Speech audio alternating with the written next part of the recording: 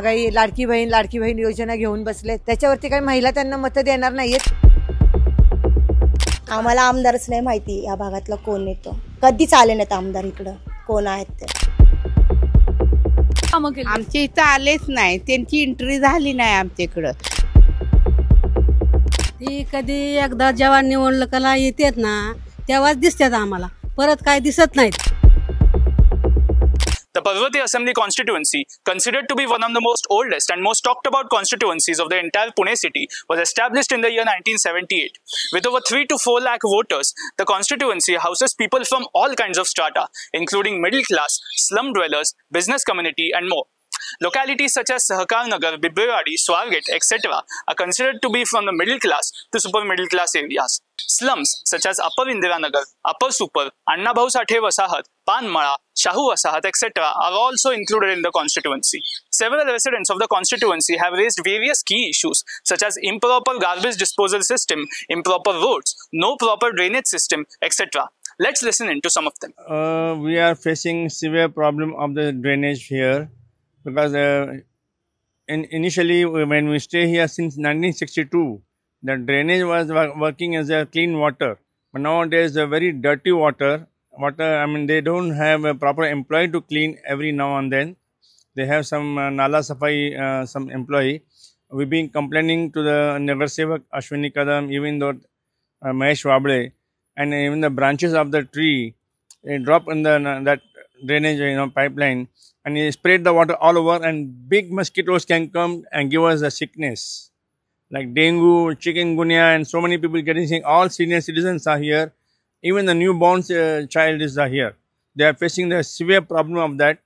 So we want that one to be sorted out as soon as possible. It's our request. पण असं म्हणणं आहे की आता सध्या महागाई पण खूप वाढली आहे. सरकारने जी योजना केली आहे लाडकी बहीण योजना, 1500 रुपये वाढवले, पण त्याच्या दुप्पट तिप्पट चौपट महागाई वाढली आहे. त्या 1500 रुपयामध्ये काय भागते सांगा ना? सिलेंडर येतोय आणि राशन तरी भागते का महिन्याचं? आहे का नाही? जे 5000 घर भागायचं त्याला आता 10-15 हजार रुपये लागतायत. हा, घरामध्ये चार माणसं नाही, 10-10, 12-12 माणसं, एक मोठं कुटुंब असतं, त्यांना काय 1500 रुपये पुरणार आहेत का? तुम्ही फक्त लाडकी बहीण योजना राबवली, बाकीच्या योजना राबवा, आहे का नाही? शिक्षणाचं बघा, परत जे बेरोजगार आहेत त्यांना नोकऱ्या द्या ना. आता किती तरुण बेरोजगार आहेत, शिक्षण त्यांचं झालंय पण त्यांना नोकऱ्या नाही आहेत, साध्या नोकऱ्या पण नाही आहेत त्यांना, आहे का नाही? हा मुद्दा मला महत्त्वाचा वाटतोय. महागाई आणि तरुणांना रोजगार द्यावा हे महत्त्वाचं वाटतंय मला. ह्याच्याकडे सरकारने खूप लक्ष दिलं पाहिजे. कचऱ्याची खूप मोठी समस्या आहे. एक तर रोजच्या रोज वेळेवर माणूस कचरा न्यायला येत नाही, तो येत नाही, त्यामुळं ॲटोमॅटिक तो रस्त्यावर टाकला जातो. आणि रस्त्याची कामं पण आहेत, अर्धवट झालेली आहेत, वर्षानुवर्ष चालली आहेत. म्हणजे गुडघ्या एवढं असं अंतर आहे की पाणी साठतंय त्याच्यामध्ये. रस्त्याने जाताना गाडी जातीये तरी कळत नाही. आणि मुक्तांगणची ती लाईन आहे, शाळा सुटल्यावर तुम्ही बघा तिथं काय होतंय. आमच्या इथं आलेच नाही, त्यांची एंट्री झाली नाही आमच्या इकडं. आता आमच्या इकडं हे चव्हाण नगर तरी खालपर्यंत आम्हाला मस्जिद नाही आहे. आमचे छोटे मोठे कार्यक्रम, एखादा गरीब आहे त्याचा साखरपुडा, त्यांचे लगीन, असं काय हॉल बिल आम्हाला आलं नाही अजून. रिकामी जागा एवढी पडलेली आहे, सगळे पद्मावतीत मोठे मोठे मैदान आहे, मगर हमारे को अभी तक मस्जिद भी नहीं आई और हमारे छोटे मोठे फंक्शन को. तुम्ही काय सांगाल, काय नेमक्या या भागातल्या समस्या आहेत आणि आमदार तुमच्यापर्यंत पोहोचलेत का मागच्या 15 वर्षांत? कधीच नाही, आम्ही तर त्यांना पाहिलेलं पण नाहीये अजून, ते आता पण कधी आलेले नाहीये, फक्त इलेक्शनच्या वेळेस येतात. आमची प्रॉब्लेम काय आता ते सांगितलं तेच आहे. बाकीचे अश्विनताई कदम आहेत, त्यांनी सगळं व्यवस्थित केलेलं आहे, त्याच्यामुळे आम्हाला काही अडचण नाहीये. फक्त आम्हाला मस्जिदला वगैरे जागा, पाणी, रस्ते, नळ सगळं ताईंनी केलेलं आहे. आणि त्यांना अर्धी रात्री जरी आपण फोन केलं की ताई आपली हे प्रॉब्लेम आहे, तर ते येतात किंवा भैयाला पाठवतात. आमच्या घरात पाणी शिरत होतं तर ते पण त्यांनी ड्रेनेज लाईन करून दिली, रस्ते व्यवस्थित करून दिले.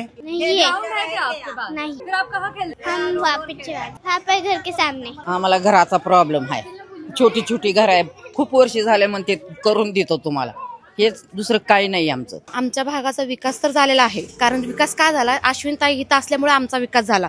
दुसरा नगरसेवक आमच्यापर्यंत आतापर्यंत आला बी नाही, फक्त येतो तो वोटिंगसाठी पर्यंत येतो. पण आता सध्याला आम्हाला समस्या ही आहे की आम्हाला घरं बांधून देणार म्हणून 10 वर्ष झालं, अजून चालूच आहेत. हे बी काम आमची नाही झाले. पण ताईनं आमच्यासाठी दवाखाना जो उघडला ना ताईने केलं, सगळ्यांसाठी सोयीनुसार सगळ्यांसाठी मशीनं वगैरे आणून ठेवल्यात ना, ते सगळ्यासाठी एक नंबर काम केलेलं आहे. आणखी काही जण आहेत आतमध्ये, तर आपण त्यांच्याशी पण बोलण्याचा प्रयत्न करणार आहोत. हे पद्मावती मधला मोगल वस्ती भाग आहे. आपण जर पाहिलं तर छोटी छोटी घरं आहेत, वस्ती प्रकारचा हा भाग आहे. आणि इथल्या मतदारांच्या नेमक्या काय समस्या आहेत तर त्या आपण जाणून घेतोय. एकदा जेव्हा निवडणुकीला येतात ना तेव्हाच दिसतात आम्हाला, परत काय दिसत नाहीत, कधीच येत नाही ती. आणि आमचं काय त्यांचं हाफिस माहिती नाही, तिथं कोण कुठं आहे आणि काय माहिती नाही आम्हाला. काय माहितीये का, ती कधीच आम्हाला दिसल्या नाही. ती जेव्हा निवडून काढली तेवढं ती अशी रोडनं जातात. ती कुणाचं काही प्रॉब्लेम आहे काय आहे ती काय विचारत नाही ना काही नाही. आणि एकदा जे आले त्याच्यावर येत नाही ना काही नाही. एकदा झाल्यानंतर आल्या नाही ना काय नाही. ज्यावेळेस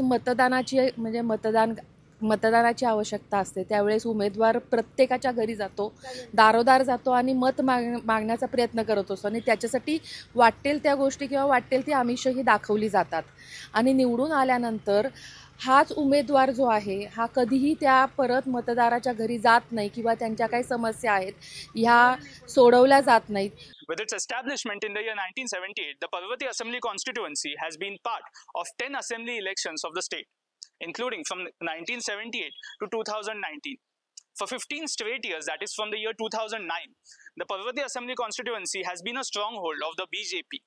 However, several prominent candidates like Mahavikas Aghadi's Ashwini Kadam, Mahayuti's Madhuri Misal, who is also the incumbent MLA, independent candidate Abha Bagul, and others in the election fray. It will be very interesting to see who will be the next MLA from the Parvati Assembly constituency. This is Shreyas Wange for Pune Times Mirror.